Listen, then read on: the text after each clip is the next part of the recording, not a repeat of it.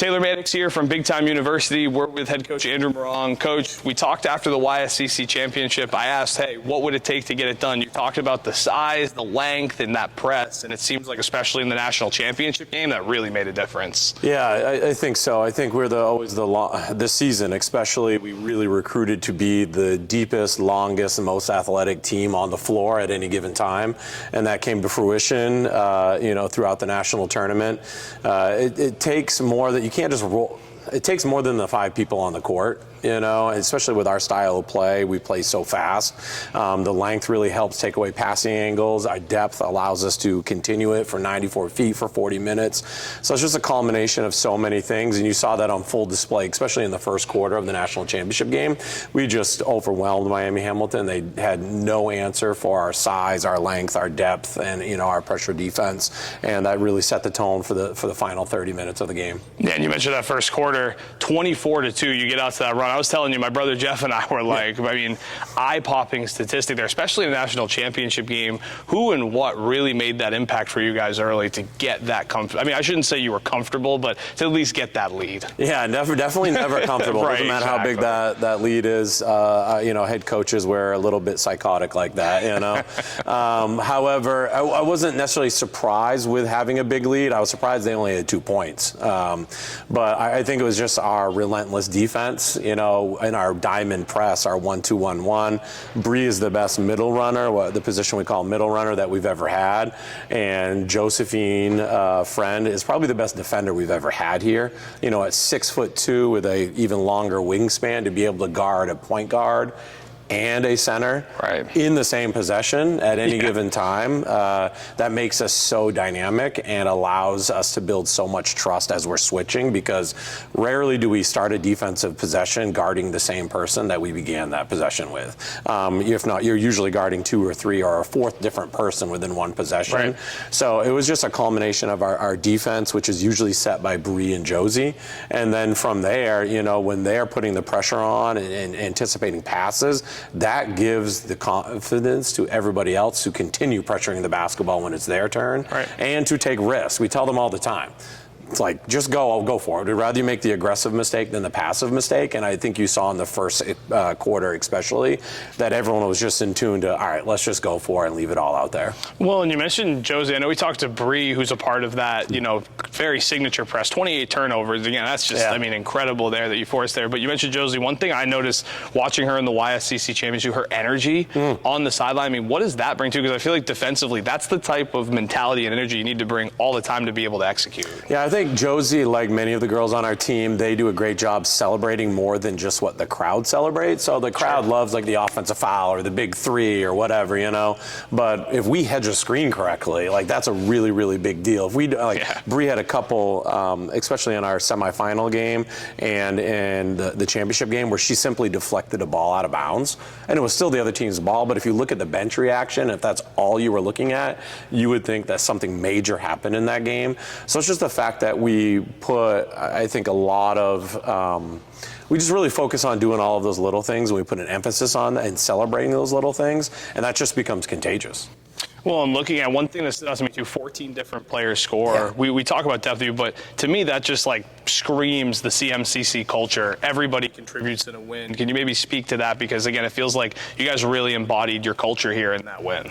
Yeah, absolutely. I think our leading scorer this year averages less than 12 points per game, and yet we average the most points per game we've ever averaged in a season, which is 90 points per game. So that just speaks to our depth, and it speaks to the confidence level of so many of our players. And we had 11 new players on the roster this year. It takes a lot of time to build that confidence. At the beginning of the year, Caitlin wasn't shooting as consistently or as confidently as she was in the second half of the year. So we always tell all of our players, you have the first semester to figure out what it means to play college basketball. When you come back from Christmas break, you're no longer a freshman anymore. Right. We need you to be confident, extremely confident, and to just make the aggressive mistake, make the confident mistake. We can work through it. We will figure it out. But yeah, I just think everyone had a clearly defined role. And they knew if they didn't do that role, that impacts other things. So an example of that is Caitlin shooting. It doesn't matter if she misses 15 in a row. Our rebounders expect her to shoot the ball when she has the opportunity. So if she doesn't do something we're expecting to do, not only does that throw off that opportunity to score, it also impacts how we rotate for rebounds and getting into our press and things like that. So everyone just really, throughout the year, it took a while. It was very slow, but eventually just bought into their roles fully and just went out there and did their job. You saw in the second half of the national championship game, Michaela, Zoe, Autumn, who are all shooters and scorers for us, but don't get a lot of time, went in there, and if you had just showed up for the second half, you would have assumed that they had played most of the first half. Right. I mean, I think Michaela hit a 3 within 30 seconds of being on the floor, and that just speaks to the expectations, the roles, and the confidence our players have. Well, you mentioned it so because I was looking at like Ava Smith as well. Those in the first, she looks like a little foul trouble in the first quarter. All those stats, when you look at her stats at the end, they basically all came kind of in that clump too. So it's just incredible to see, as you point out, how you guys can contribute all throughout the roster in many different points of a game, and it just makes it fluid. It's so impressive. And one thing that's also impressive I want to note that I really want to talk to you about too, 3.7 GPA, like how important is that, guys, to also balance the academics here at CMCC? Because to win national championships on the floor is one thing, but you guys kick ass in the academics too. We do. So that is we have 4 priorities. Number 3 is academics. Number 4 is basketball. Right. So basketball doesn't happen without the academics. All of our players sit in the front row of every single one of their classes. They introduce themselves to a new instructor on the first day of each class every semester. We have mandatory study halls on Fridays. If you don't go to study hall, if you're not getting it done in the classroom, you're not practicing and you're not playing.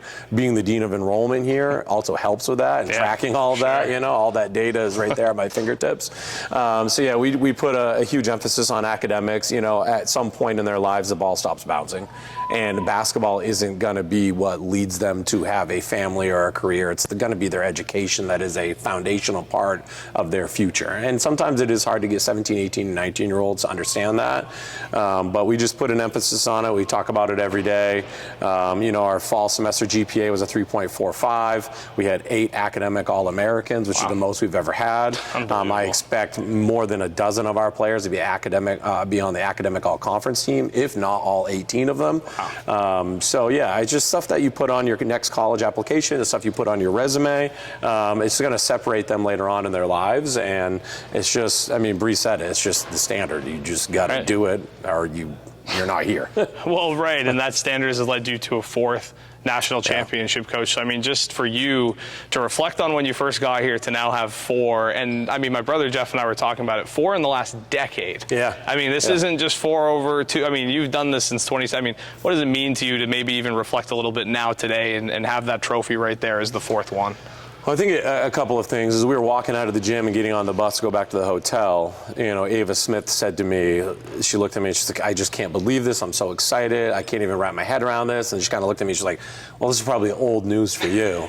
And I smirked and I said, honey, this is my first one with you guys, and each one of these is special in their own way. This one is very special because of who we did it with. The kids, this is by far the most genuine team I have ever coached in my life. Genuine to each other, genuine to their coaching staff, genuine members of this campus and this college and our community. There's no selfishness on this team at all. There's only selflessness. And for me, that kind of restored faith in young people because it's been difficult coming out of COVID, and young people developing in very different ways, and sometimes earlier, sometimes later, and just different altogether. And our young women in our program just did it the right way, and that's something that, win or trophy or not, that I have immense pride in.